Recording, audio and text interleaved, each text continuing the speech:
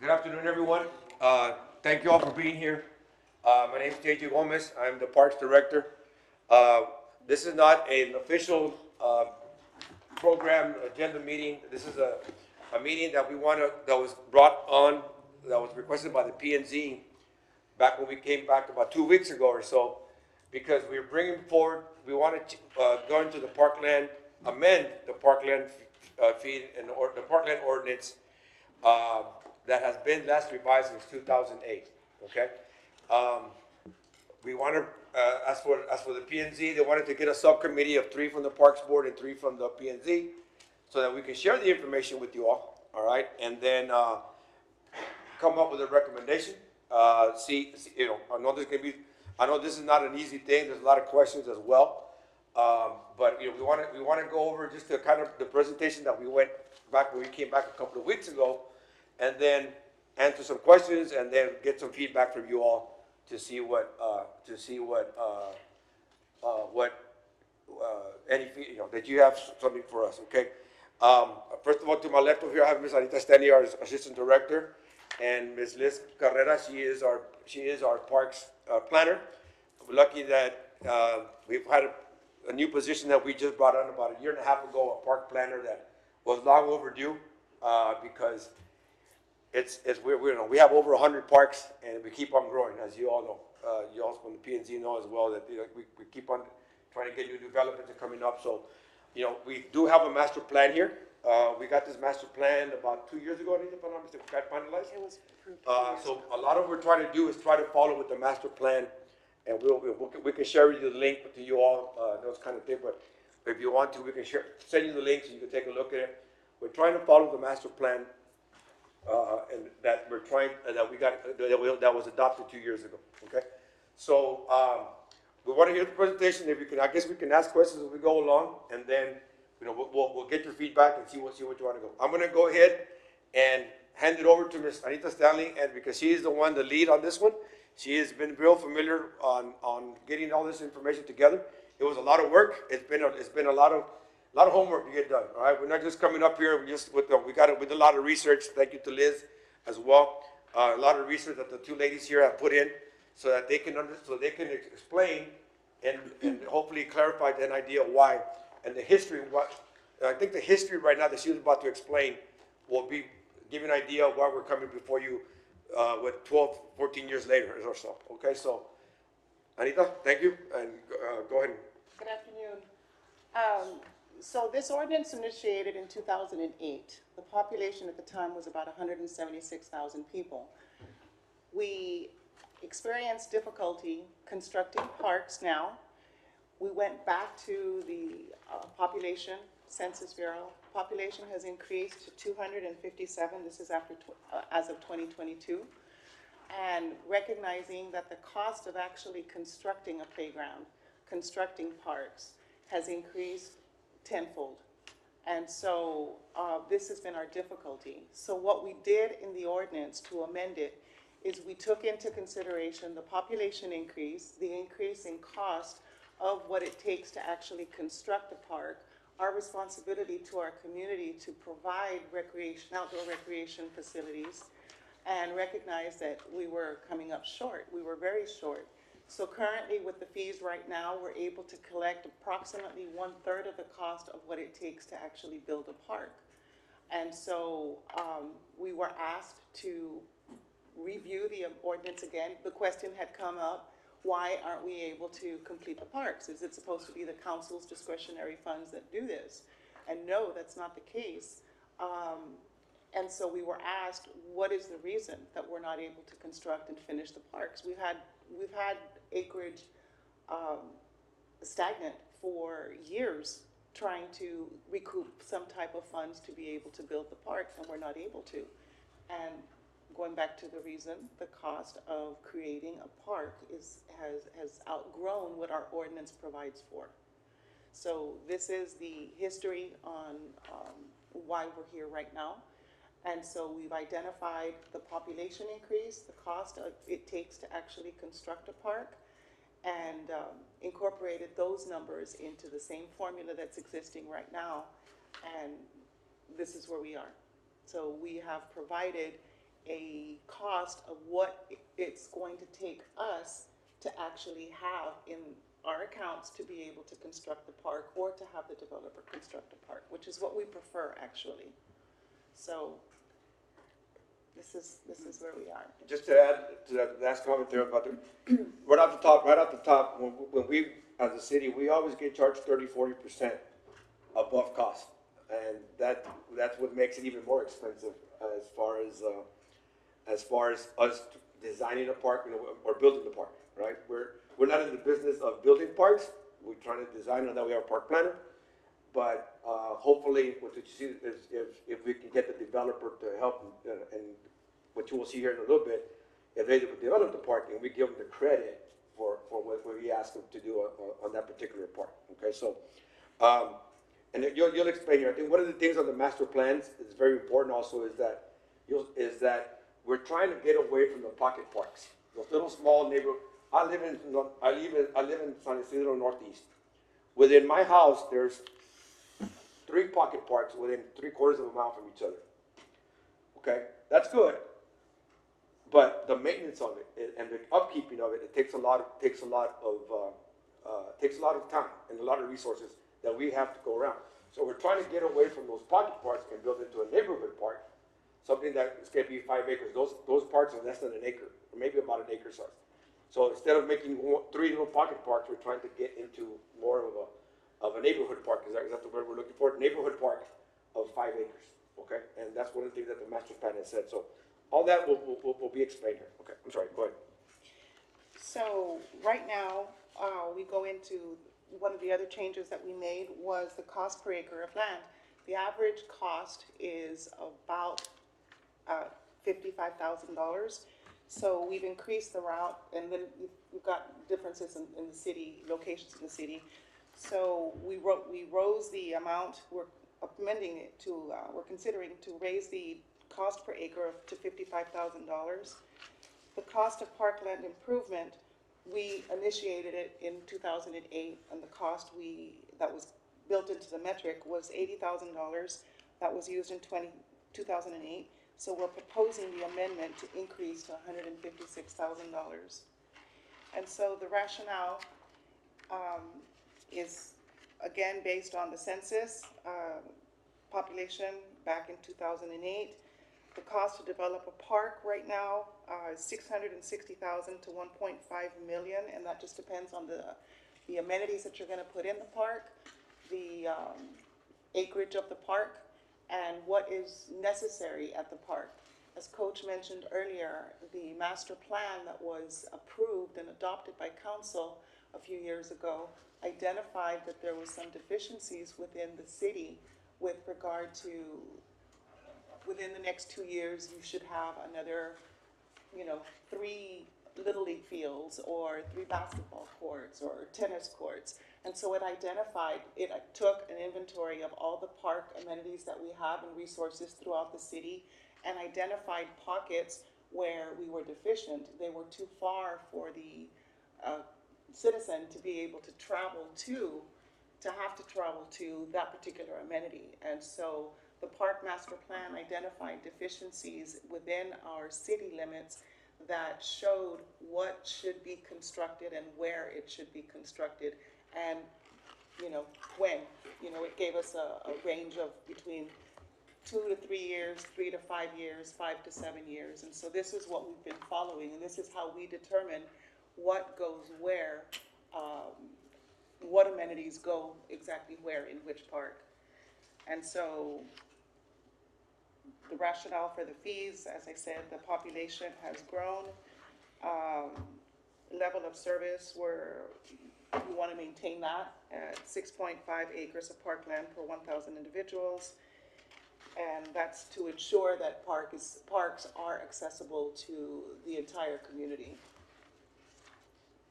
So on the amendments, there weren't a lot of amendments. They're mentioned throughout the ordinance. So you'll see highlights, if you will, throughout the ordinance, but they're the same amendments that we're making. They were just mentioned several times throughout the ordinance. So the amendments that we were looking at is increasing the density of residential area. That is the language that stipulates any development that increases the density, the ordinance kicks in. We added the language plat or site plan.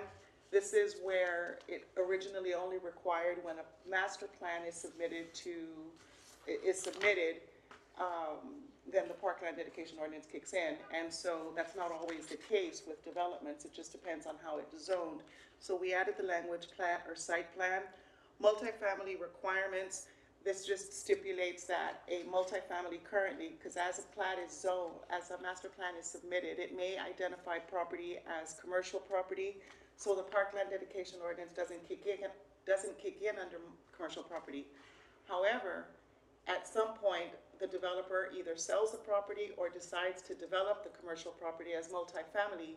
At that point, the density has been increased of residents, which is when the parkland dedication ordinance kicks in. Number 4 is a huge one for us, and so what we wanted to do was incentivize the developer to actually construct the park themselves. And so, as Coach mentioned earlier, when the city constructs something or purchases something, obtains contractors to do something, the city will always get charged more than if an individual were to go out and seek the same services.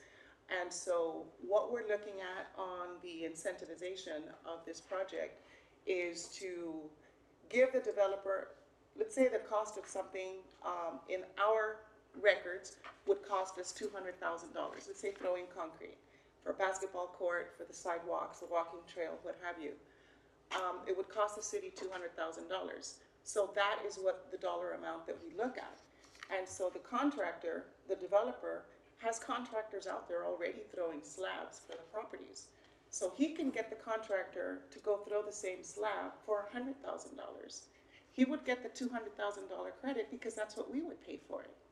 So the contractor would actually be able to do it for half the cost, get double the credit value for what the park would cost.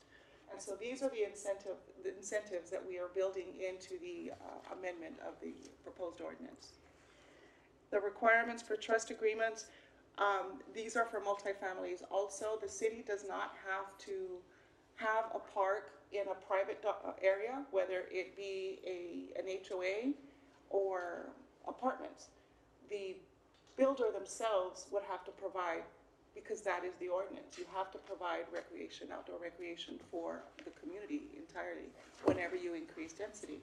So if the developer is building apartment buildings, condos, what have you, then the developer will follow the ordinance with regard to the requirements on acreage, how much property he's going to be developing or she's going to be developing for recreation activity space, or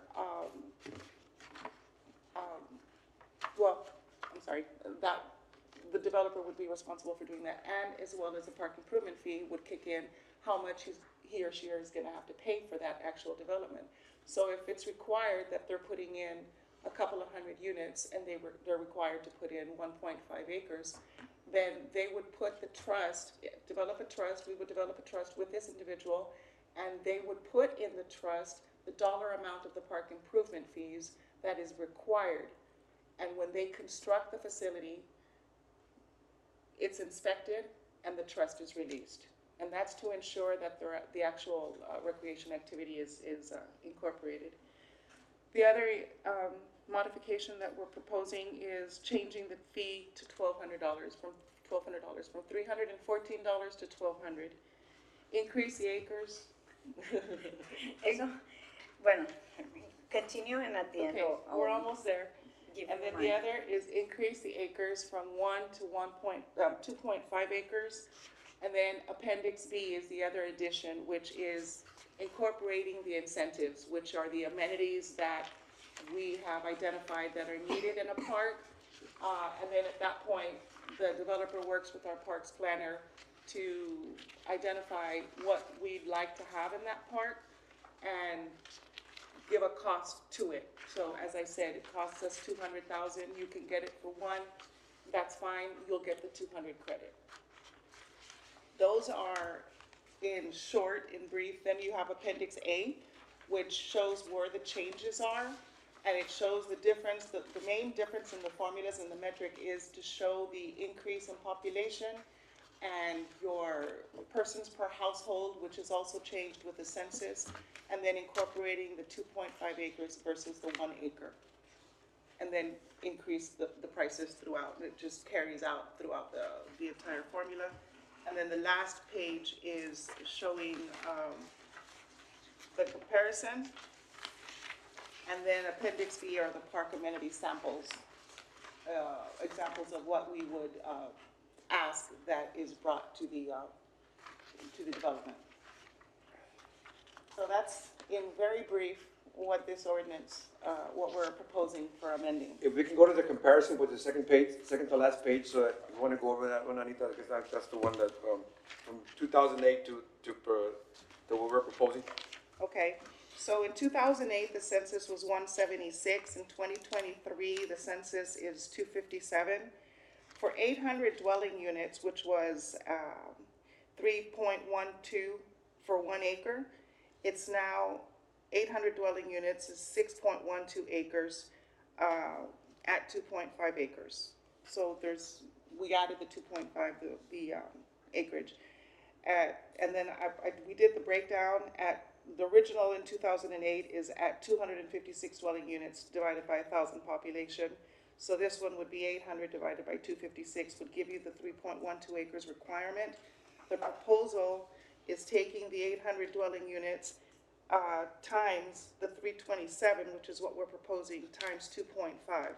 So that's the total of acres that's being required now. The park improvement fee is taking the breakdown at 1,200 versus 314. So that same 800 acres at 314 would have extended it for, which is 80,000 per rate, would extend it to 251,000. With the proposal, it's taking it to 960,000, which is what the new proposed park improvement fee would be. Cash in lieu dedication, $45,000 for the cash in lieu, which it is now. Cash in lieu dedication for the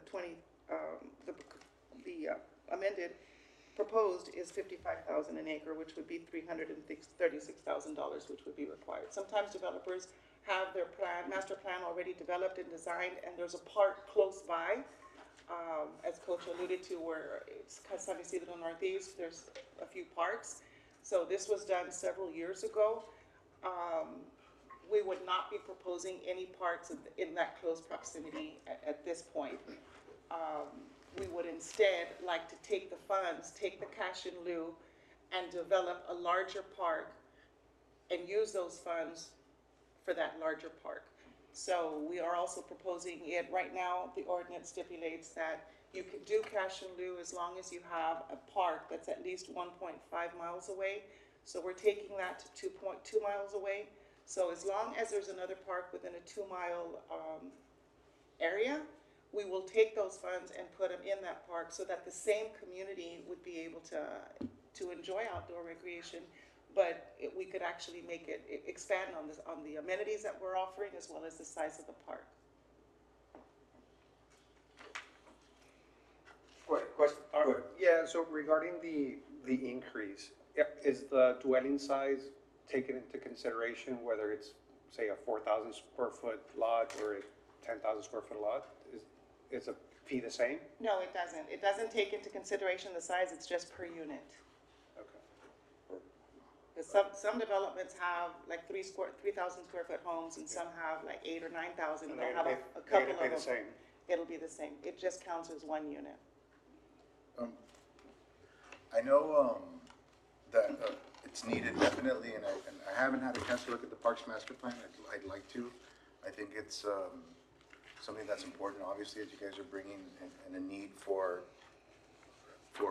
resources for our parks and to develop. But at the same time, I know, the last time I think this was seen or looked at or changes have been made, I understand there was maybe 3 months that the community got really involved with. Of course, the end users, some of the developers, they kind of came together to iron out things like that. It was ready to go once it went to council for its approval.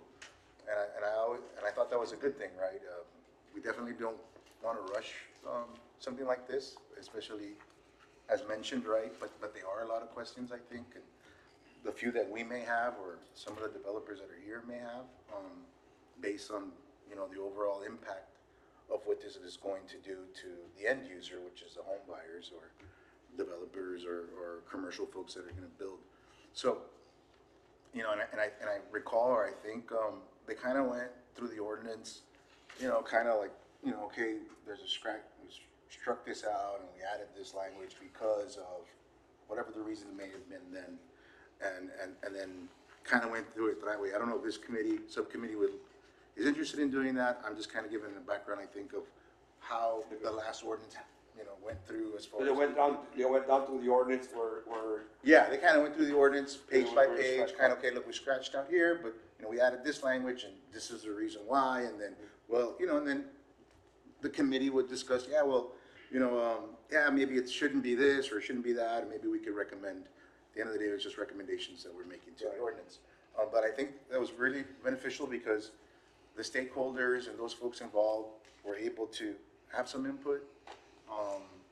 And it was just easier, I think, sometimes, especially when it got to council, because everyone was pretty much in agreement and had seen it, right?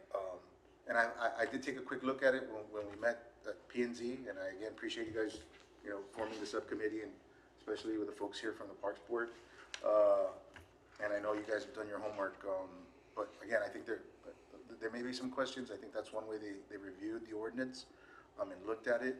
Just really, Anita, when you were talking right now, and a few questions, I think one thing would be good, like, to be able to look at is, like, okay, this is currently what we collect, right, for a park, right?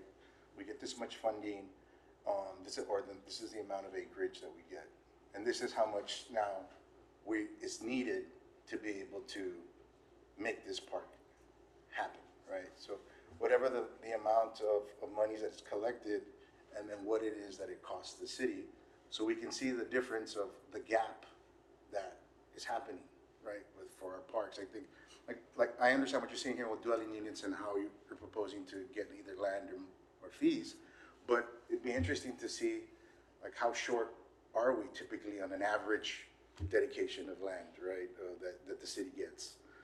Because I know you mentioned right now, you know, we're not collecting the amounts that's needed to develop a park, right? Like, I'm not familiar how much, you know, your basketball courts are going to cost and how much the infrastructure is going to cost. Like that, we have an idea of, oh, you know, this is the average cost for a park, and maybe it's here, maybe you mentioned it, $2 million, and the way we're doing a 100-acre development, we're only getting, you know, so much money or so much land. And I know you mentioned there's a gap there, and this is one of the reasons you're bringing it, is to be able to pay for the full amount of the improvements or the park. Correct. So I think, for me, it'd be good to see if you guys can come up with something like that. And then, I know we talked about a little on the amounts, right, of per dwelling unit. Like, we're currently, you said you're charging $314, and we're looking at $1,200. And I know, I'm sure you guys have done your homework as far as coming up with that number or where this number is coming from. And I think, you know, I would like to look at to see, you know, if it were like, hopefully there were communities like Laredo, right, along the border. I don't know, what is McAllen or Brownsville or El Paso, like, what are they charging as far as per dwelling unit, and to get an actual real comparison, right? Sometimes I wouldn't want, you know, sometimes it's not that it's unrealistic, but Austin's a different community. Right. College Station's a different community. Those areas are not similar to what we have here, and our demographics here. But if we're similar to what they're charging per dwelling unit, then great. Or if we're not, or if we're behind, I wouldn't know. But I think that's something definitely we can propose and let folks know too. Hey, you know, and I'm sure you guys have done that as far as the actual Yes, fees. we have Mr. Soto. I don't know if Liz, I I'll let you chime in on that. I have numbers on both of those. I can show them. Sure. But let me just say that our park system does not compare to the valley. They do not have the level of parks that we have. They do not have the level of service that we have. Their parks are much smaller, and those communities are way smaller than ours. So they do not compare to us at all. Right. What about like El Paso? Maybe, I don't know if We have a price in El Paso, and the price that they charge is $13.70 per dwelling unit. 1370, oh wow, Yeah. okay. And I can show other numbers, and I can actually show you the Yeah, numbers. sure. It's the one. Coach, real quick, But when we're talking about numbers right now, we're talking about simply construction, right? What it's gonna cost to build a park. apart, right? But nowhere in here do we, after the park is built, it still comes out of us, how much, The M and O. everything else, right? Yes, Cutting the grass, if something goes, somebody goes and gritty, that's correct. all of that comes up. So we should include some of those numbers in there too, no? To cover some of those things, because I mean, we are short with employees, we are short in people going cutting grass. In other words, if we're gonna look at it, then might as well On the operational. on the operational side as well, because right now we're just talking about what it is to Cut the cost. the of cost building it. to building it, right? Right. But then To maintain it? to maintain it, That's correct. that's something what I was else. gonna say, like, for example, I have three observations. Number one is, I know that the city, I guess they need to reorganize their budget, right? And like in any, like, for example, my business, no, we are all, I'm in the private sector, right? So, every year you budget it, and you budget a little bit higher every year because costs, because inflation, because whatever, mano de obra, I forget how you say it in English. Labor, mano de obra, everything increases year by year. I know, and I saw that you've been like this for a long time. So they do need to step it up, and also the city has to put in their cents for this too, because I put myself in other people's shoes. For example, one is for you, right? That of course we need the parks, we need to maintain them, we need bigger and better and everything parks for all the area. Perfect. Then I put myself on the developers. Okay, so it's very easy to just put the tag on them because they have better costs, right? Because they are the ones that are building, they are the ones that going to sell the house, right? But you're putting the pressure to them, but where's the money really gonna come from? From the last constituent. Because if they are going to pay the $1,200, right? They're not gonna, oh yeah, I'm gonna pay it out of my pocket. Of course not. It's the consumer, they're gonna find a way for them to bill it to us, that is the final consumer. So it goes again, it's like a circle. It goes again. They always come to us for us to pay, right? So I think, or the way I see it is, we need to all put our cents together. Yes, the developer, yes, we, the consumer, is gonna pay too, but the city has to pay and put their amount too. Every year, get it up, as what the normal or the what's he said? The costs of anything is, like everything is. So, and then the last part is, for example, there are different developers. Yes, we have Mr. Killam, Mr. Reese, right? These are big. These big developers, right?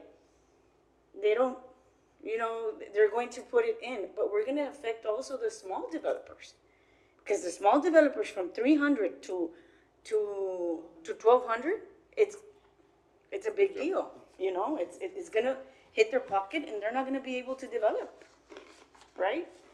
So Well, no, they'll develop, They'll develop. we'll end up paying it.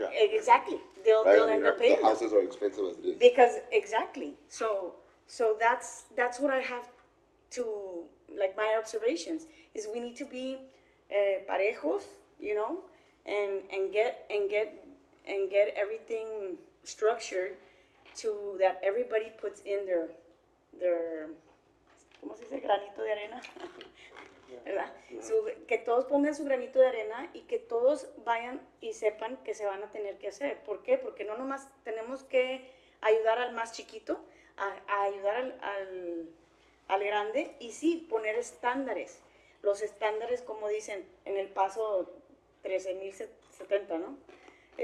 Digo, 1370. Y aquí, 1200, todavía estamos más abajo nosotros, ¿verdad? Y a lo mejor, como dices tú, la población, o sea, somos más grandes nosotros que ellos, y ellos lo tienen así. Entonces, eso también para nosotros es un foco rojo, ¿verdad? De que, oye, pues, ¿qué estamos haciendo? ¿O por qué no hemos subido? ¿Me explico? Entonces, sí, yo creo que hablando se entiende la gente. Mi problema más grande cuando llegamos a la junta es que me empezaron a hablar a mí, developers, oye, ¿tú sabías de esto? Pues no, me acabo de enterar. Pues es que nosotros tampoco. ¿Cómo nos van a venir a decir, aunque ellos saben, ¿verdad? Que está muy abajo, ¿verdad? Que saben que van a tener que subirlo. Pero, por ejemplo, si está muy abajo y ya saben, ¿por qué no sabían? La mayor parte no sabían. Me hablaron como 6, oye, le digo, a ver, pues váyanse a sentar ahí, levanten la mano, participen, ¿no? Entonces yo sí creo que el problema más grande es comunicación y tener también un estandarizado que cada año vaya subiendo. Así es, que vaya subiendo, porque en cualquier compañía, o sea, estamos hablando de una ciudad, ¿verdad? Pero en cualquier ciudad tienen que tener un estándar de crecimiento, ¿verdad? Y un porcentaje de crecimiento al año. No esperarte 14 años para subir algo cuando sabes que el problema, pues nomás le estás haciendo un hoyo. ¿Me explico? Entonces, sí creo que es muy buena observación de, ¿cómo se llama? Barrón. Barrón, otro barrón. Son hermanos. Ay, pobrecito. No, Michael, no te creas. Mr. Barrón, lo que le digo es eso. O sea, sí tenemos que tener un presupuesto y de una comparación de lo que nos cuesta al año o al mes o como se le diga y lo que te dan, ¿verdad? O sea, lo que te da la ciudad. Y así ya vas poniendo un estandarizado al año para que se vaya modificando. Ahora, Coach, también, I know that in our water bill, ¿verdad? Llega, También. viene a fee for garbage pickup and Right. stuff I like think that, right? it's a 2% that went or maybe Orly can answer this question. Was it incorporated? 3%. Then I don't think there's a park fee or, No, there isn't. right? So- I know other cities have that. Sí, Why don't we, Tiene que haber una there has to forma. be other ways, right? Way of revenue, if I can chime in, Mr. Barron, is that parks, other than revenue by, you go, the park fees that you might have in place when you're gonna rent out one of those, parks, a pavilion, a también. pool, those services are your only source of revenue, right? You don't have an additional source of revenue of outside. Right. Which is, in essence, this would be marked as one of the sources of revenue that come in. And to Danielle's point is that she is right. The city needs to get creative with a source of revenue for a department that that has major operating costs. And I will say that every council member, probably for the exception of the mayor, and correct me if I'm wrong, the mayor might do it as well. And I'm not talking about this current council, I'm talking about previous council and the previous one, and dating back to before even 2008, is that they'll hold these events that create operational costs. Whether it be services, whether it be payroll so all of that is, the city needs to get creative with coming up with an operation, source of revenue and additional. I can think of something, and just right now, it's like, well, if a traffic ticket right now is costing you 125, if it goes up to 175, $175. $25 of that can be used for park fees. When you go renew your license at the state, they'll ask you want to donate, to some organizations. It'll be the same, when you're gonna. So all those things that we need to get creative as a city to create some kind of additional funding coming in for the Parks Department. Meaning that it's a department that is growing and it uses up a lot of services. So, Sí, I think aside. el mantenimiento, Well, definitely, man. o sea, Well, we would like to say that we present our case to our city manager every year during budget process. And so one of the things that we do express is we have this increase in acreage, so we request additional groundskeepers. And so what our budget does is it provides the maintenance, operations and maintenance costs, and those increase. And so we identify what we currently have, how we've grown, and this is why we need additional, right? And so the other thing that we do is we go back to M&O. So we request funds for capital improvement projects. And so the tennis courts, the market tennis courts, well, they need to be overlaid. We've resurfaced because it's cheaper. And we got to a point where we're at dirt now. There's paint, and dirt. There's no more gravel that's dissipated long ago. So now we need an overlay. So we put in the budget 2 years ago, a year and a half ago, $1 million. A lot of people come to those courts. Exactly, and so we needed it, Come but from the north. cost was $1 million to do an overlay. So we asked for it 2.5 years ago, 3.5 years ago, rejected, approved. So it took 2 years to get it into the budget. So we're getting ready to do that major project. But so that's what our budget takes care of. It takes care of replacing shades, canopies, playgrounds, basketball domes, or whatever, or put in bathrooms. That's what our budget takes care of. And so the capital improvement projects, as I said, are to take care of the items that we already have. We need to reconstruct them because of this. We need to, whatever that is. So we do talk to our manager. If I may add, we also tap into, each council member has discretionary funds, okay? Bueno, eso también. Yeah, I'll give you two perfect examples how we recently just opened one of our biggest basketball dome in Father Magdalene, at Father Magdalene, 2 basketball courts, $700,000, close to $700,000, but new flooring and everything.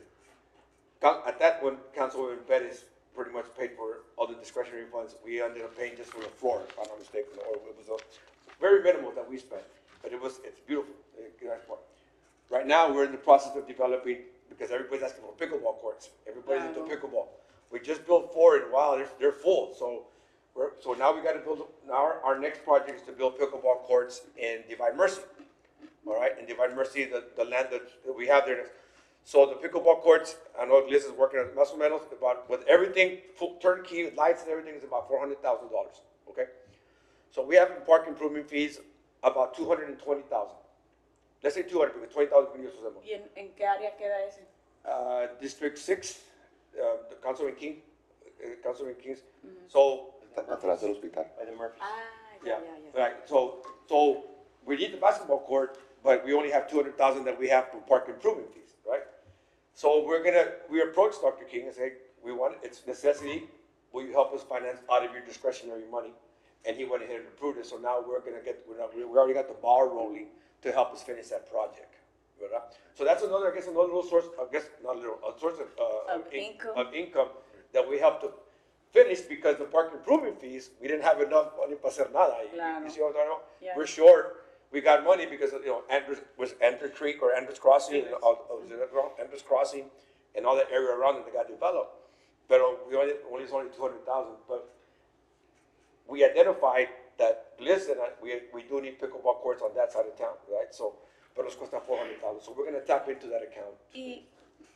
Now that we've heard everything, it's not that of crazy idea, right? With all of these changes, right? And of course, it is easier to put it on the developer side, right? Cheaper for them, you know, the credit for them, and also it's gonna come out of our pockets anyway, you know, at the end, right? Because it's the last consumer, the one that's gonna buy the house, right? So it's not that bad of an idea or change or ordinance, but I think that is the miscommunication, right? But you have to start somewhere, right? Right, yeah, Like, of course. okay, I have all this, let's get it rolling, like, let's get the ball rolling. So I really think, after all the concerns I heard about from the builders, they told me at the end, we know that we do need it, right? But just let them explain to us before they come up Right. to us and say, you have to do this. Because a lot of the developed land right now, right? For example, some people have 3,000 units, and they were already budgeted, right, with the 315, for example. And if they, you know, if they start right now, their budget is going to elevate. So that's, I think, one of their main concerns that they let me know about. So I just really think it's just a basic communication.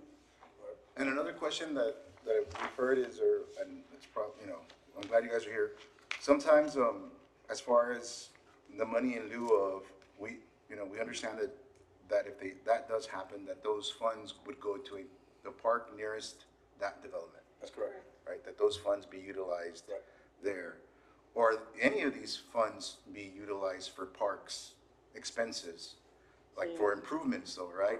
Not necessarily to use these funds for, you know, I don't know, maintenance No. or for additional staff. No. Or It for can't things be. like that, right? No, Like, it's park improvements and park improvements only. or With for other departments or other areas, No, right? sir. Diane, esa No, duda. these are strict, and they're earmarked for, and they're placed in a certain account. Right. So budget, finance has the accounts, and we have access to them only. I guess to give you an example, Mr. Oro, the biggest attraction we have that everybody loves at North Central Park is that new ADA park that we built. The one that, I don't know if you all seen it. Sí. Yeah. Top of the line, shade cover, everybody from all over the town, all over the city, Ayuan. Beautiful, one of our proudest projects. That one was about $1.1 million, all right? Shade, pouring place, a little cushiony flooring, right? ADA needs, you know, so it's all for special needs as well. That was 1.1 million, all right? We used about 500,000, 600,000 of park improvement fees from there, roughly, about 500, 600,000. That we had saved up, right, to get that 1.1 million at the time, and then we got a donation of 300,000. Eso es lo que te iba a preguntar Yeah. también, que también hay gente que puede donar. Man, I wish everybody would look into say, you know what? Hey, give back to the community, all right? Give back to the community so we can put these donations in. And we got a donation, and then the council member at the time was Dr. Mata. He put in some of his discretionary money to finish up the project, and it's a big hit. It's claro. $1.1 million. I mean, that thing's expensive. It's just, not including land, right? Because we own the land. I think we're all in agreement that there's no doubt that, there's a need need, it. right? Sí, You guys there's need a it for need. sure. And there's no doubt that some of the areas, if you were to do price per square foot of what, and this is my next question, of what developers are giving, is less than what that acreage is worth, right? Like, in other words, the price to the square foot of the property compared to the money doesn't balance out of what's that worth. And I would assume that if we were to ask, what percentage of land do you get versus monies? Like, how much, money or funding do you get from developers that would rather give the money in lieu of than the land? Like, is it equal, is it the same, or do people give more funds, or do people give land more than they do the money? Like, I would think like in the north, you'd rather give the money because the land's worth more. So in other words, it doesn't balance out, because you're hoping, I don't know if the goal is also to acquire more land, or is it to acquire the monies to maintain, or? The ordinance only allows us to accept 1.56 over the required amount of acres. So we can't, I want to give you 20 acres. Right. It'll be a donation, but it won't be towards credit or cash in lieu. The ordinance, there's language in there as adopted in 2008 that only allows 1.56 of the required acres. So if you owe 1 acre, it's 1.56 plus the 1 acre. So that's all we can accept Okay, to get credit for. to get credit for it. Correct. And how You get often cash in lieu. do developers give more of that 1.5 acres than they Well- do the money? Than money in lieu of? They give Because more- they have a choice, right? You either give the acre or you give the funds. You don't have a choice, it's up to the discretion of the department, simply because it's what we need. If you look at, if we look at your master plan, and we're discussing, so this is something that we've also incorporated within the last few years, working with the developers, they come and they bring us the master plan, and we sit and talk with them, and, okay, I wanna give you that acreage, you know? All right, so Liz will go take a look at it, and it's got like a huge, it would take us, it would be fiscally irresponsible to get that property, because the land, to level the land would cost more than it would take for us to actually develop the property, right? So it just increases the price, and it's like, we can't do anything with that land. And so I don't wanna maintain it, so I'm gonna give it to you as a donation. And I'll also give us some flat land so we can actually develop it, you know, put a park on there. And so then they do that, they recognize that. So we've had very good success with the developers that we've worked with, and they've done exactly that. They recognize they can't do anything with it, they can't build a house on it, we can't build a park on it, but it would add, it's like a bluff, it would add some beauty to the park. Right. Once it's developed and, you know, trees grow and what have you, it'll look really pretty. But we couldn't put a playground on there, we couldn't put a field on there, certainly. So they donated, so they get credit with their taxes on a donation of property, and we would take it in the cash in lieu. We would give them the value of that on a letter that allows them to take that out on taxes. So then it depends on you guys to determine whether you'd rather have the funding or the land. Correct, because if we have another park, you're only required to, let's say you're only required to put, let's say 0.75 acres or 1 acre, right? With this proposal, it'd be 2.5 acres, but let's say you don't have that acreage, that flat. And so if you don't have it, well, that's where we come in with the discussion, you know, can you find, that's where we like to meet with the developers on the master plan phase. Before you get to the individual plats and what have you, let's discuss it on the front end. And so we discussed, there's no other park. You know, they're 10 miles to the next park from where this subdivision is. So then you have a situation where level of service, you know, you're putting a big subdivision here, you're gonna have, you know, 2,000 people living here, and the closest park is 10 miles away. You need to put a park here. You need to give us the acreage of park. And so it's this discussion. And I'm sorry, how do you encourage the regional park area if you're only allowed one shot of 1 acre to be able to get from a master plan, like? Well, the last ordinance only asked for 1 acre, and so sometimes those little sections are like 0.2, 0.1. So that's why we're asking for 2.5, so that we can actually have a large enough space to even have a park. Because the 1 acre is just not enough, and a lot of them are like 0.2, 0.5, and it's just not enough to And make is that a what the park. parks plan, master plan, like is recommending, to have larger areas? Yes, because the mini parks are really expensive for us to maintain because of all the maintenance. It takes extra maintenance to do that, and so we'd rather have a larger park. Right. And But sometimes I think sometimes the detention ponds or certain areas, I know, like at North Central or some other areas, I think that Bartlett Park, like, they were able to utilize some of those areas I use that walking trails, like, Right. so I don't know, in other words, like, you know, sometimes they are beneficial, those type of, I would think, Yeah. We take that into, properties. we take all that into consideration, absolutely we do. That requires them to also help us to design the park to actually allow for that, because we can tell the developer, hey, it would be cool if you put a walking track, but sometimes they don't want to put the engineering effort, and it's like, you didn't design it to be a walking trail. And so where are we gonna get all this extra land and extra engineers to come and do it for them? And it's like, no, on the front end, we tell them, hey, make sure that you're gonna engineer it so that you can actually play soccer in there, so you should have a walking trail around it. And if they don't do that, then we can't accept their land, because if they're not willing to cooperate engineering wise, then we can't help. Yeah. Can I show you guys? Okay. I don't think that's working for this. They sent out journals Oh, is somebody in? that they were gonna. It Oh, was, there you go. okay, great. Okay, so this is just talking about, sorry, it's crossed them out. Okay, so right now restrooms, just for 2 restrooms, it's 144,000, and for like say a 4 restroom, it's 250,000. Our playgrounds, they range from 80,000 to 550,000. The pour-in place is 50,000 to 200,000. Sidewalks are very expensive, 90,000 to 200,000 most of the time. Parking lot can be between 55,000 and 300,000. Water Look at the fountain, water fountain. between 1,200 and 5,000. I can show you those estimates. The basketball court, sorry, it's not 800,000, it's 80,000. My assistant made a mistake. 80,000, not 800. Pickleball courts between 130 to 220, and just for one, it's 45,000. The cyber shade is between 18,000 and 90,000. A metal shade is between 300,000 and 600,000. Soccer goals between 2,000 and 2,500 and varies. Benches between 600 and 600. I just saw an estimate for 750, so they just keep marking it up and marking it up. So we always get 3 bids on everything. Have to.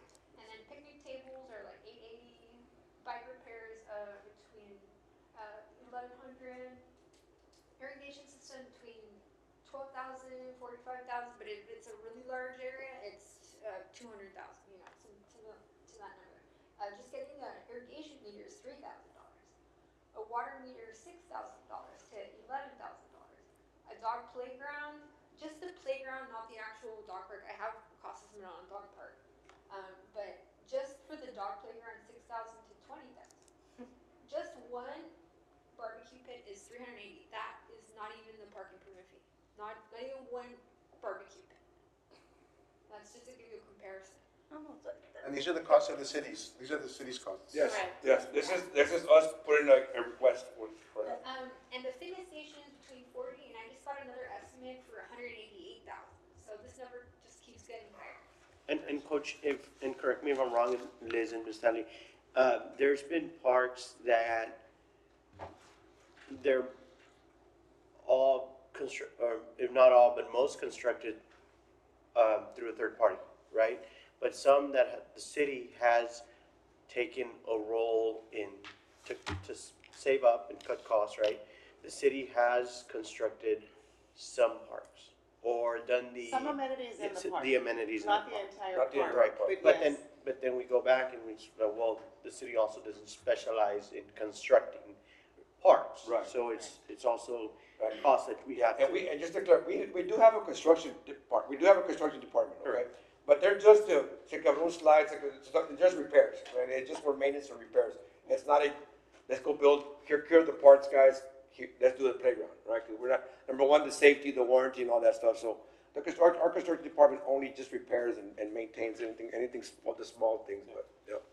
Alright. But you, go ahead, ma'am, I'm sorry. I have another observation. For example, you would like for the park improvement fee, right? You would like, no, it was not the parking, right? It's the dwelling unit, per unit. It's the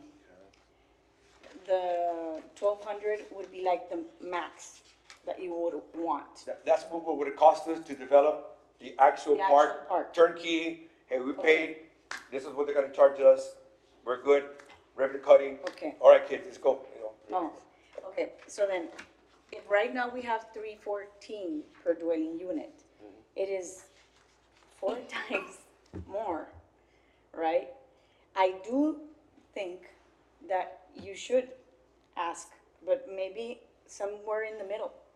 And like I tell you, every year you go planning a little bit more and a little bit more. Because right now, for example, I'm always to put myself in other people's shoes, like maybe, I don't know, 700, right? And then next year, so the developers also have the opportunity to make their budgets. And for them to know that every year it's gonna be an increase. Right. But from Do- now to boom, you know? Do you have the comparisons per city? Yeah. Coach, I was gonna say that if it's all right with the committee, we have some developers Yes. here, if they wanna make any comments or want us to take any suggestions, I mean. But I'd like to open it up for you all to get your all's feedback. So, I want you to present first. I have a few slides, Yeah. some more things to share. And if I can just mention something real quick as well, and thank you all for being here on such short notice as well, as how, as how we are. But, I think, you know, that there isn't a specific agenda that they're following, so obviously we're not gonna have anything, to make a formal recommendation today. This is putting everything together. But moving forward, to have that line of communication with developers, with the public, in case that the public wants to have some input as well, and with the rest of the committee, and that way we take this moving forward as setting up an agenda and the matters that we're gonna be up here and discussing, so. So we're so open to that. you got calls from like 6 people, For that, in that day. and They're not here, they're not here. no. But I'm We pretty need, sure. I guess we need to get some. But some I'm people pretty here, right? sure that they didn't get the memo. Yeah. Because, Yeah, we just, yesterday we created the They meeting. created the and it- meeting And it was not yesterday. supposed to be like an agenda posted, more of a discussion. Exactly. They and just informa- created and the memo. Informative as P and Z had requested. You know, that's why I wanted to listen to you all and. And, see what and recommendations. everything is good because you need to start somewhere, right? And you need to be heard. I'm gonna have to, step out because I have another meeting, but, I just wanna say one little thing, and that's me personally, Sure. right? We do get charged for them to pick up our trash, like Mr. Barron was telling me right now. I won't mind paying $3-4 a month, you know, for park fees. Like, you know, like, even though I don't even have a park nearby where I live, because the mall is there, right across the street. But I have to go, or I have to take the kids like 2 miles out, or, you know, or 2.5 miles out. It's not that complicated, but really, I know a lot of people would think the same as me. Like, we are paying to pick up the trash. And it's something that, you know, the city should do, and we're paying for that, you know? Why can't we pay, like, to be more creative, you know, like, or $2 or whatever. I don't know how many dwellings there are, but $2? And Danielle, if I can piggyback on what you're saying, is you are right, and I think that our recommendation should be a fee that everyone's comfortable with, the public, the developer, the city, eventually, right? It's not something that we're Eventually, gonna. not right, you know, But, and then the other is, coming back and recommending to the city, is find a stream of revenue for parks, that we can make that recommendation as well. We have tried and gotten creative, but of course, if you're gonna increase, for example, you buy a property, you pay that once, and then you're able to use the parks for free for forever and ever the rest of the time, to your resident of the city. Other than if you go and, you know, to one of the pools, you pay the $1, $2, $3 to go in, well, I mean, we're not gonna increase it to $5 because obviously we want our kids to be able to go in there and use it. We just gotta get creative with the streamline of revenue, and be able to identify it. Maybe 5% of the bridge fees or something. Tampoco, todo quieren sacar de los bridge fees. You know, maybe something, whether it be exactly like the No, garbage porque luego nos suben collection, a nosotros. Yeah. the tickets, the tickets from municipal court, something, I mean, you know. Yeah, like multiple, we can go to the council, right? It's a large document, right? And for the most part, I know there's some things just changing the name from parkland to parks or parks to parkland, you know. But there are some areas where you guys do reference plating or the number of months, things like that, right? That may affect some of those developers. We actually increased the months. It's, develop a park, it went from 18, we're proposing 36.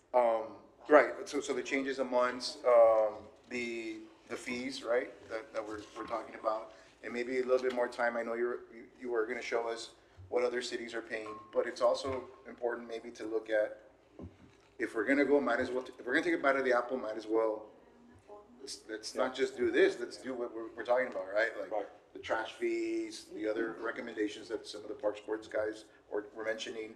I think, we can go in with this ordinance once it's ready and once we get some of the developers' input into it. Yes. It's important. It's better to hear it here than if we were to go straight to council. Right. Like, it's better to address it in this area.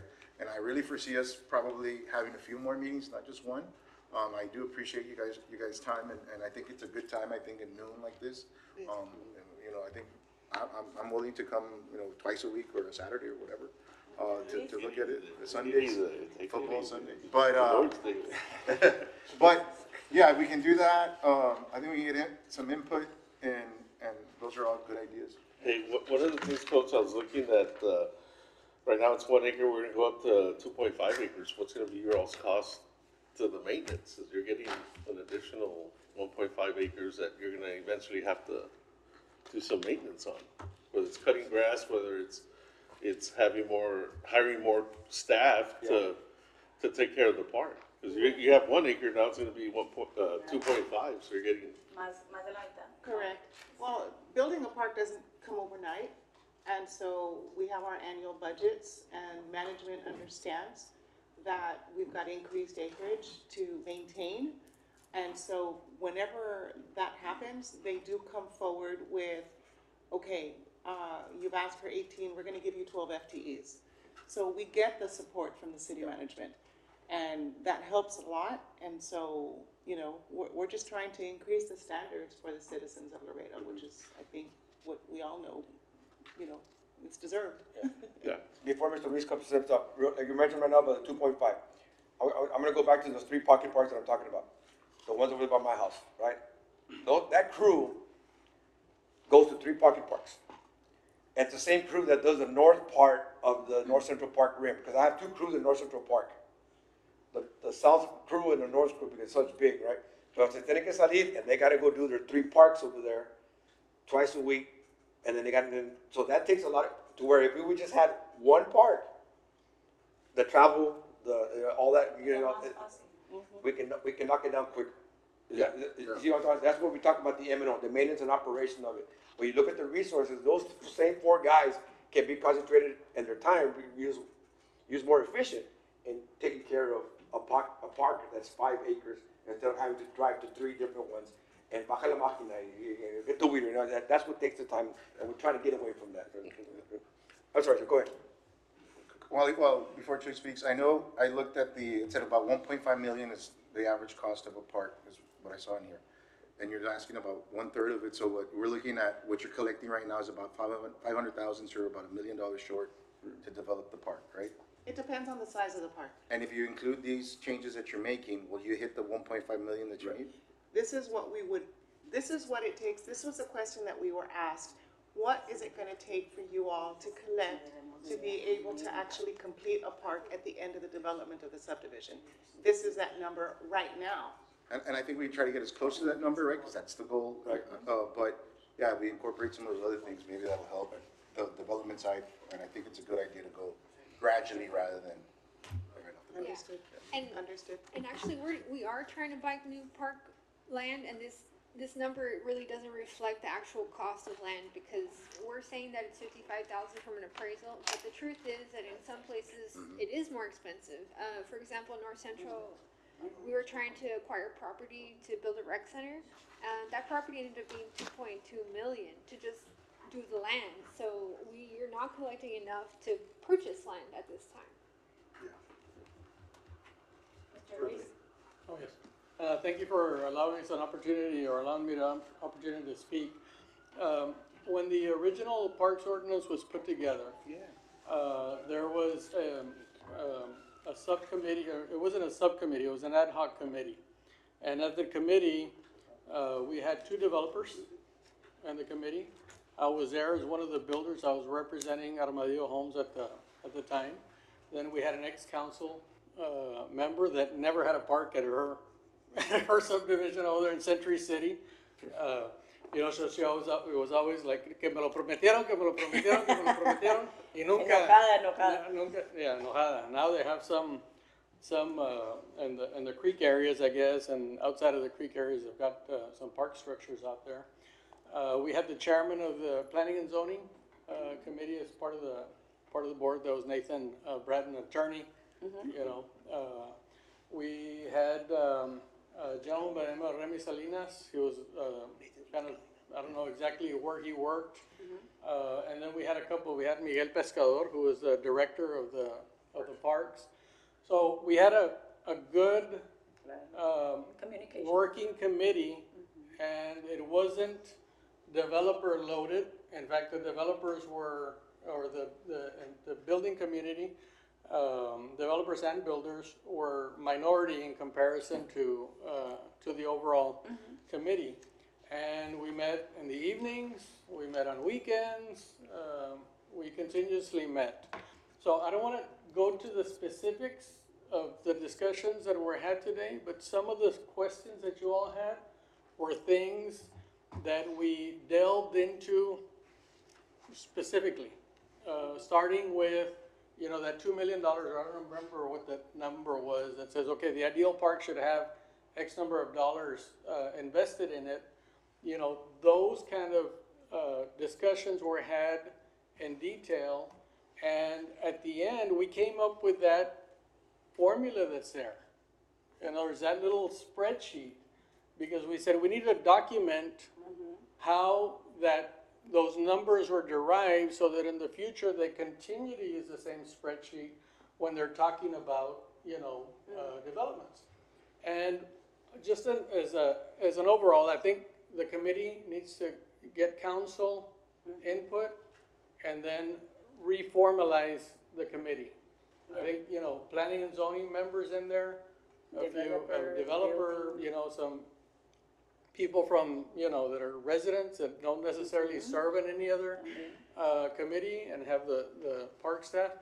And why do I say that? I say that because it's, I always go to the fact that, you know, you don't have an opportunity to write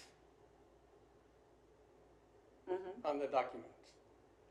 You know, so you come in and all of a sudden you come in, people have discussed this thing, or staff, or, you know, and all of a sudden it's very difficult to change the wording on the documents. And by that time, it's like, okay, you know, the council member will say, well, man, they get it at the tail end. You know, so if we can structure the committee, you know, a cross section to where it's not heavily, you know, developer, but I'll tell you one thing about the developer and the builder is they're close to the consumer. They're closest to the consumer, I think, than anybody that's not a builder or developer. So, and I agree with your comments. Your comments were spot on. In other words, at the end of the day, it's the consumer that pays, unfortunately. Y ahorita está carísimo todo. Está carísimo todo. And from the consumer standpoint, because I'm going to direct it to the consumer has been faced with, you know, all these annexation fees. You know, that's, you know, $30,000 an acre, you know. as far as the parks, okay, they haven't changed, but the density has greatly changed. In other words, now, in order to make a subdivision feasible, before you'd say, okay, it was 4.5 lots to the acre. You know, I can tell you that I deal with the affordable housing. So my projects are 6, 7 lots to the acre. And you say, why? You know, pues porque la gente no puede comprar. Así You es. know, and Y and le quieres agregar. when you go 6 to 7 lots to the acre, then the per lot cost, the revenues to the city go high. And the one final note, and it was a discussion that I had with the gentleman that donated the money for two facilities that y'all had, which was my previous employer, Mr. Gutierrez. And it's like, Beto, I said, man, great, you're gonna give that basketball court? I said, man, here's your opportunity to look at the specifications for the basketball court. Y dice, Beto, no, Chuy, que no me voy a meter eso, que, you know, I wanna name it for, in other words, his concern was, I wanna give back for the money that I've given, that I received from the community. But he didn't want to get into the specific legal veto. Just drive around, look at one basketball court, and look at the structure, and then you see another basketball court, and look at the structure, and it's in the specifications. Both, you know, that basketball court has been there for years, no problem with the basketball court. And all of a sudden, you look at this other one, ¿y por qué cuesta 2 veces más? Pues a lot of it is, well, look at the beams. You know, and what's it holding up? Some aluminum? You know, so I think a lot of times, you know, we allow the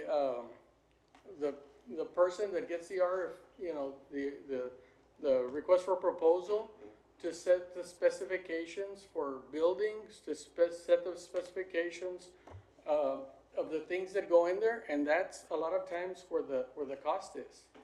I mean, you know, a lot of times, you know, they'll specify. I mean, how do you get a sale on a product? Pues you specify it. Pero, no, pues tienes que usar, you know, Caesar, this is not Caesar stone, but instead of just quartz, you've got to use Caesar stone, you know, nougat. And Caesar stone is a lot more expensive than other products. So it's in the specification. So I think, and that was one of the major items that we discussed the last time. In other words, the amount of amenities that go into the parks and that kind of stuff. And we came up with that formula. Hopefully the formula doesn't get changed. I think the mere fact that the ordinance has had few changes since 2008 to 9, that tells me that there was a lot of thought put into that ordinance, that it didn't require major changes along the way, that now we're faced, okay, with some cost increases, you know, okay, but just like it was debated and it was worked on, as one gentleman, it was the guy from the bookstore, I think his last name is Martinez. He says, we've discussed this ad nauseum, let's make a decision. You know, let's make a decision on it. And I'm like, okay, what is it? What do you mean by that? You know, my ignorance of ad nauseum, you know, to the point of vomiting, Chuy. I said, okay, I agree with you. We need to make a decision on this thing. I think that, you know, let's get a good group together and make a great recommendation to the council. And my final point, and that was the other thing that I told Beto, because he made another commitment, you know, coming forward. I said, Beto, you need to tell him that just like the city has the economic development arm, you know, or they used to have somebody, I don't know, I haven't kept up with it. I said, that person, whoever's in charge of economic development, should also be in charge of having a mechanism for businesses, for individuals to be able to contribute, and that actively seeks these type of investments. because they're an investment in our community. You know, but we don't have that. Or, like it was mentioned, somebody mentioned, you know, on the bill, okay? Started off with, just like when you fill out your tax return, do you wanna give money to, whatever, okay? When you get the bill, you know, your water bill, it started off with, would you like to contribute $1 towards, the parks? You know, there's a mechanism to do that through the computers and that kind of stuff. I mean, you start introducing it. You know, and as far as funding for maintenance and operations, I mean, you know, there should be some some standard for the budget that says, okay, we're gonna always allocate a minimum of, you know, un centavo from our taxes, so 2 centavos from our taxes, it's always gonna be for capital improvements for parks. You know, some kind of mechanism so that they're not, in other words, so it's not arbitrary at the end of the, or which department negotiates better than the next, you know, or which department is in vogue this year when it's not in vogue, you know, another year. So, you know, the funding mechanism for these things, I think it's important. The capital improvements, a lot of the capital improvements should be spread out citywide. It concerns me to spread out the level of service from the, whatever we had come up with at that time, the 1.5 acres to the 2.5 acres, but it's something to throw out there to discuss, because you do want the community to have, you know, access to the park. And sometimes, you know, when you're spreading it out too far, then all of a sudden you have these big intersections that people have to try to walk to, that, you know, so you want to keep the money tight, and then maybe say, okay, some of it has to be tight and some of it can go to other areas. So those are my points. A big one is get a diversified group to help, you know, staff make a recommendation to the city council. I don't know if you all have any questions. Probably spoke ad nauseum. Thank you. Thank you. Thank you, sir. Mr. Coe? Yes, Orlando Navarro for the record. I want to start off by saying that the Parks Department is the one that does most of the work in the city. They do miracles. So I've seen it with all these festivals they have to do, even when it could be just a small minor ribbon cutting, Parks is there. They put the chairs, they put everything, right? The shame of it is that they put so much into the city, they don't get their fair share back. Right. That's the hard part. Their budget's 21 million, roughly. That doesn't cover everything. I mean, that's just the labor force. There's no capital outlay money at all given to them, period. So what they're talking about is very true. And it's two different things. One, I think there's neglect from city management to focus in on parks and give parks the funding that they need to take care of the full year.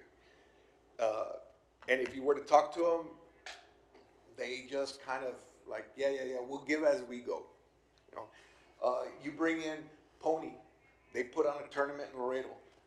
Parks Department has everybody out at all the fields, they're taking care of all the fields and everything like that. What money do they get back for their effort? You know, it boosts the economy, it brings money back, taxes go up, stuff like that, but where's that funding coming back to parks to continue doing these things? It doesn't happen. So now we're in a position where they want to do some improvements to the city, but they don't have the money. So now it falls back on the developer. And it's this vicious cycle, because then the developer comes up and they say, what's true? The person that's going to pay is the taxpayer. It's not, you know, or the changes haven't happened since 2008, did you say? 2008. Look at how many years have gone by of the neglect to the importance of what parks is about in our community. They just neglect, you know. So here you bring in a new city planner that comes in with these great ideas, and she's looking at the numbers. I mean, I've seen the rec center proposing to raise the fee of the rec center. No. We can't raise the fee. Water park. no, don't raise the fee for entrance, because, no, how do you maintain all that stuff? You know, and city council continuously, no, I don't wanna do that, and it becomes political. And so their budget becomes political, and that's a shame. I can say this now. But it's a shame because now it puts everybody in a position to look like a bad guy. You guys are the bad guy, we're the bad guy, they're the bad guy, everybody's the bad guy, but it's just continuous neglect. And that's a shame. I wanted to talk, I think this is a great idea what we're doing, because I think there's a lot of things we can work on. I looked at the capital improvement plan. This year, we're at 27 million. Next year, it says that Parks is gonna get 500 million? Is that a typo? 500 million? That's what's on the, I think that's a typo. yeah, the big typo there. I was like, what are you guys gonna do with it? Cuando? But look up the I capital. guess we're done with the meeting I then. guess we're done here then. Yes, we're done. 2025. That's it. Look at 2025. Meeting adjourned. So the issue that we have is this, the land, the developer's getting the land. That's not necessarily an issue. A developer is gonna take care of their customer, okay? Our customers are the people that buy the houses. We wanna have the amenities there, right? The problem is, what amenities? You know, a developer can say, I'll give you the land, we'll put bathrooms, we'll put a sidewalk, and there's the land, there's your soccer field. That's the extent of what I see. But then Parks would say, no, in there we need a pool, we need a rec center. Now you're changing. Yeah, as to the cost, it's a big difference. Right. Yeah. And that's where funding is important to them, because to do those extra things, they need that money. They can get the land, if the land was, if their only responsibility was soccer fields, we wouldn't be having this discussion. They can go out there and cut the grass and no problem. It's when you start getting into the things that people want, which are the basketball courts and all that stuff, but to put that back on the developer, there's kind of an injustice because there's an imbalance of that. So it goes back to, what's the budget?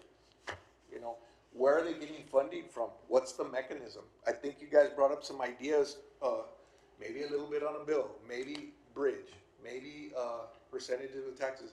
Bridge has gone up, the volume on the bridge has gone up, and it's gonna continue to go up, we know that. Before we go spend that money, why don't we put something towards parks? You know, I've asked that question. The tax rate went up, so that means more money's gonna come in. The bridge system, the volume has gone up, so the more money's gonna come in. Hey, what do you guys do? Oh no, we already took care of that money. Well, where's it going? Yeah. You know, why can't we put it towards parks? You know, everybody gets something from parks, whether it be a festival, using the basketball courts, playing baseball, basketball, flag football. Everybody, it's fair to put money towards that because everybody uses it. And you can talk about the developer, we'll do our part. And through this process, we're gonna do our part, right? But that's not gonna answer the bigger picture problem. And the bigger picture problem I see is their budget is horrendously low. Horrendously. I mean, it doesn't even cover. And capital outlay would be the line item, right, that you would use to improve things? Yes. Zero, that line item, all the way across the board. So this budget cycle, they weren't given anything. Right. So that shows where's the importance of that? So as much as we're trying to do here, and I'm glad we're putting this together, I'm glad we're gonna have the meeting, we'll talk some more about percentages of land and what developers put in. The developer puts in the streets, puts in the traffic lights, puts in the street lights, sidewalks, all that stuff the developer does, so, and part of that is parks. We'll get into that into the meat of the ordinance, so we can get that. But I think there's a bigger discussion to be had on behalf of the staff, because I get it. Staff is not gonna go in there and ask for all this money. They can't. They'll get turned down. But this doesn't answer that problem. It's a bigger deal. And hopefully, you know, we can get together and come up with a solution that will make it fair. I think what they're asking for is the full amount. I think we gotta kind of look at it in Yeah. steps and see where we can kind of make it happen. I think there is some middle ground to work with, but, thank you for putting this together, and thank you for staff for, you know, giving your input, and hopefully in the near future, we'll have some meetings where we can throw in some more detail. And if I can add to that, Orly, is that as for me is, while I'm up here, I'll make that recommendation that we're able to work with the developer that's ultimately gonna pass down the cost to the consumer, right, to the purchaser. What we want is ultimately our residents to buy their own home and, you know, to pursue that, to buy here in Laredo, stay here. And the other is to come up, make a recommendation to councils to streamline a source of revenue within their budget right now, within a streamlined revenue that is gonna be earmarked for parks. And they need to get creative, that we leave that up to them, but we can go with recommendations, but we'll leave that up to them, that's something that we want to see, and that we're gonna push for them to see is ultimately have that source of revenue coming into them. The two departments I see that are out there in the public working is Parks and Public Works. Yeah. Those are the two main, everybody works hard, but those two are out there on the streets every day. And they're always begging for more money. Everybody wants their potholes fixed, but no one's, budget's not there the budget's only there for X amount of blocks a year or whatever like that. It doesn't even come close. I mean, those kind of things happen. You can't go out, I forgot the road over there by the river, the park that's gonna be put out there. Where? Anna Road? On the road? Did we buy that property? Down along the river? Yeah. Have we bought it yet? No, we have not bought it. Okay, well, there was a proposal to buy that property. It's in the flood, it gets flooded. It fills with water. Was it Martinez? Yes, by there. Oh, we bought it already. Yeah. That's like a $2 million project. $2 million for a piece of property that floods. When the river raises, it's covered with water. We bought that property. Now we're gonna put another $2 million into it to create a park for kids. It's on a truck route. Anna's a truck route. It floods. If it's gonna flood, the Parks Department has to run out there and literally remove everything. And to your point, it'll be Parks and Public Works. And Public Works. Who makes a decision to buy that land? That's $2 million that could have gone into some other area. Into parks. Yeah, well, on that note, I appreciate Parks. I know these guys will be here too. I'm sure there's some other developers that would have liked to have been here. I would recommend that, we come back. We're probably gonna have a little bit more discussion about it. I don't foresee us moving really fast on this. And then I do recommend that we kind of go page by page, you know, kind of check off the things that we're looking at as far as what is actually on the ordinance. You know, kind of page one, kind of read what it is that we added, and, you know, kind of, hey, this is the reason why we added, okay, check mark, let's go to the next, once we get to the ordinance. But, before then, I think it'd be a good idea to see, I don't know, I'm just interested in how other cities can help you guys out.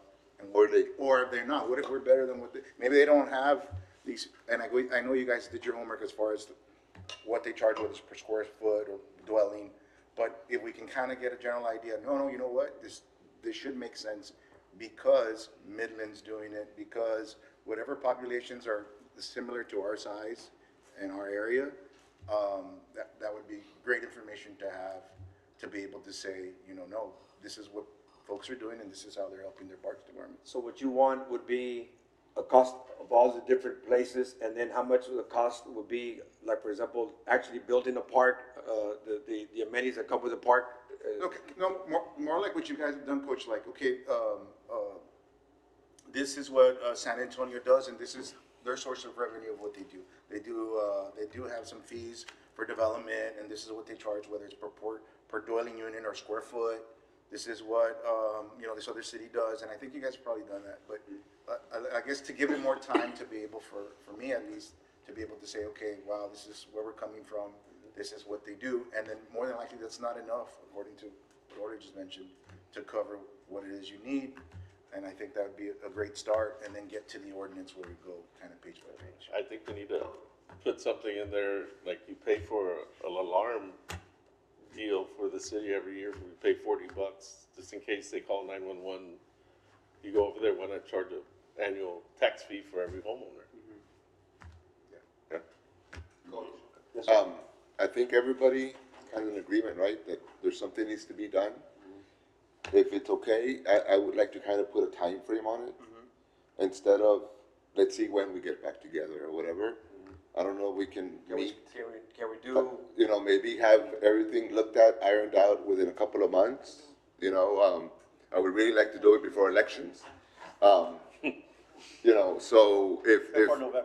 you know, before November or whatever, but if we can do something, put a committee together, you know, tell whoever we need to tell as soon as we need to, and get this going, because I think it's important, Coach. the only thing Anita pointed out, when we came to the Planning and Zoning Committee, 3 weeks ago or so, they did tell us to come back with a recommendation already, if I'm not mistaken, is that right, Anita? Bring it back to the Planning and Zoning Commission so that, they can make a recommendation so that the amendment could go to Well, council.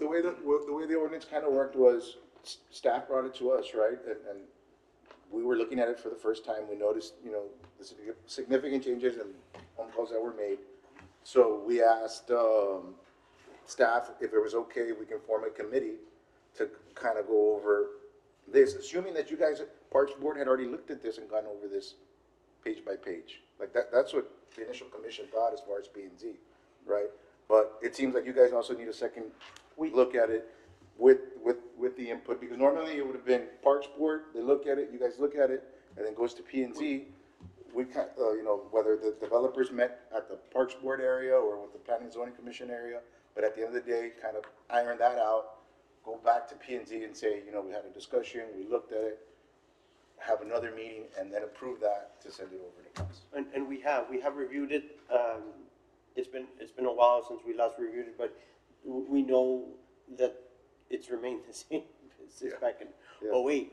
I think that the best portion, or the best way moving forward, is to establish something like this that we have right now. Right. It puts planning and zoning and parks on, having input from the developers to be present, that we're all able to send a recommendation to council maybe within 4 to 6 weeks.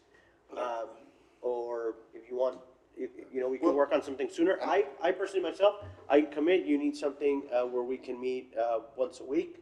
I can do that if you would prefer. And we'll twice a week. we'll update the commission at our next P and Z, kind of let them know what happened here. I think that's the reason for the forming of the subcommittee as far as for the P and Z, Right. is kind of see where we're at. Maybe we where can we're bring going. it back, I guess we have to, well, let me check with legal. Yeah. Let me check with legal to see what the process we had to do, because that's what you all recommended, right? Right. And they said, well, bring it back, but then just when you all take over, so I said, well, we did meet, we still got some questions, we Right. gotta meet. This is what our recommendation would be to form this committee that you all are talking about, or whatever it was. But at least we did Yeah. our due diligence. Well, and we brought it we're back. still, we're still in the subcommittee process, yeah? Yeah. Yep. Yeah. Okay, yep, all right. Sounds good? Thank you. Thank you. Thank you, guys. Thank you all.